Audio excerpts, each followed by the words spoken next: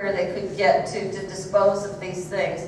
These are really horrible, horrible situations for older people, our citizens, to live in. It's a damn shame. It's a damn shame that they're living this way. And it's a shame that we have to depend on, are they competent? You know, are they sound of mind and body? And could they die in the next 48 hours? We can't impose anything on them. And it's so sad that a mental illness puts people in this situation in their elder years. And like with all illnesses, we see good people drink themselves to death. We see good people kill themselves. We see good people do things that terribly hurt their lives.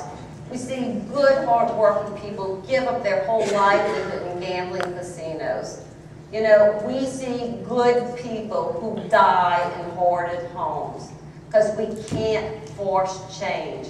We cannot force them to get help.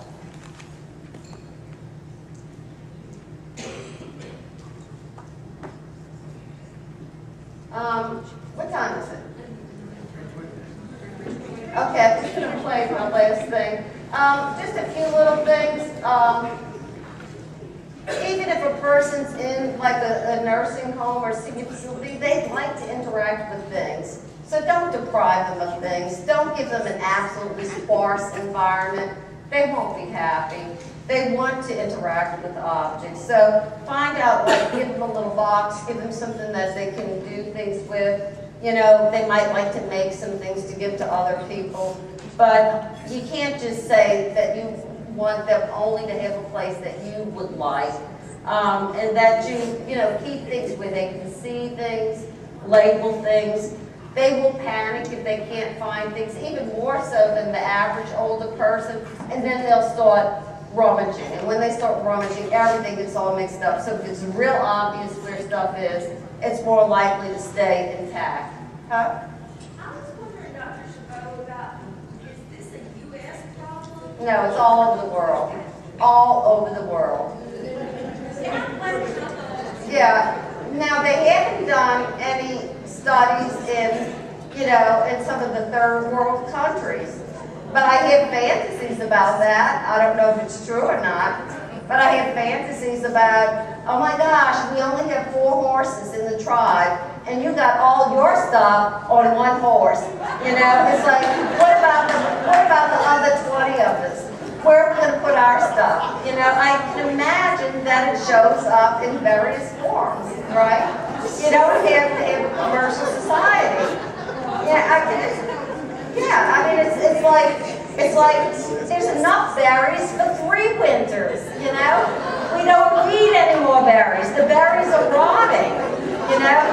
It's like, save some of the animals for next winter, you know? You've already killed 20 of them and saved them. They're going to rot before we eat them.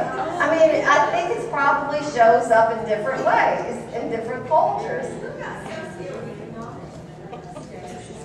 It's across the board. I have worked with some very, very wealthy people, but it's correlated. The more hoarding, the lower the income, okay? They could be of a high social status, well educated and everything, but it's across the board with that. But the lower, you know, by the time they come to our attention, they're measured, they don't have much money. You know, and of course, if people just are raised in impoverished situations, they may have more beliefs that tell them to hold on to things. I saw so much hoarding in Hawaii. It's an island, right? And people came there from different places, Japan, and Hawaii, and it's like, keep your stuff, because you don't know when we're going to get more supplies. We left everything in our own home country. We faced devastation. There were so many houses that were hoarded. I couldn't believe it. Do you see a higher number of people that went through the Depression that do that? It seems like, again, not everybody who went through the Depression hoards, right?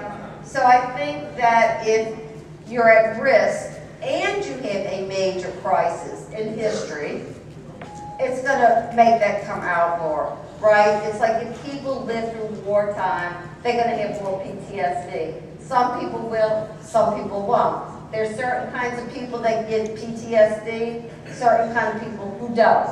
There's a bunch of factors that go into all of that. So we can't just say the depression made me do it. We have to say there's something about your brain so that when you got the crisis, it made it come out in you. Yes, there would be more people if more people faced horrible stressors historically at a certain point in time. Then, yes, that generation, that illness would be more likely to come out because of that horrible stressor. Okay? But people will hoard for every reason imaginable. Okay? Every reason imaginable. And not having anything with, I even said people, I had too much stuff when I was growing up. I had not enough stuff. It goes every which way. Oh yeah, and then if you got these people in nursing homes, they'll start hiding things. You know, so they have their little stash, food, whatever, because they don't want people to mess with their stuff. But you see that anyway. But you may see it more with hoarders, that they've tucked away some things because they know that they can't hoard anymore, or they're not supposed to. Okay, mainly, future direction, destigmatization. Let hoarding not be a dirty word. It's a dirty condition. But they're not dirty people. They live in a way that they shouldn't live, but the people are not dirty. Inside themselves is not dirty.